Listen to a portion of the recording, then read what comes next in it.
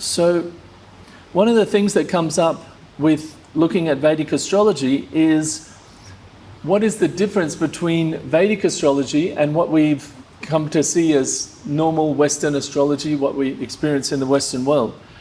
So the three major differences are that Vedic astrology is based on a scripture. It's based on a fixed body of knowledge that's passed down, and it's handed down in a living tradition for thousands and thousands of years, been handed down. Vedic astrology is based on a sidereal zodiac rather than a tropical zodiac, and we'll explain what that means in a minute.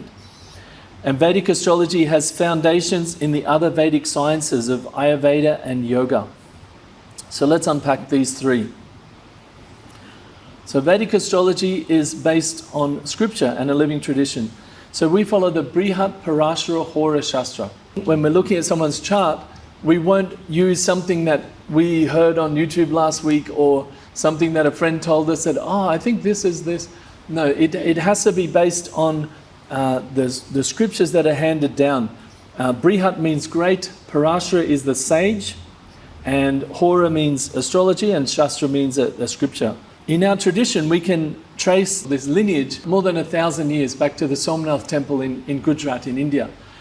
So of course, when you learn something in the lineage, you're learning from someone who learned from someone who learned from someone. The difference between going to a medical school and learning under a surgeon, right?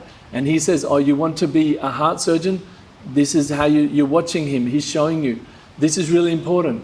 This is not so important. There's a big difference between that and just reading a book. So when you learn from a tradition, the rules, the things that are important are still the same things that are important to people, right?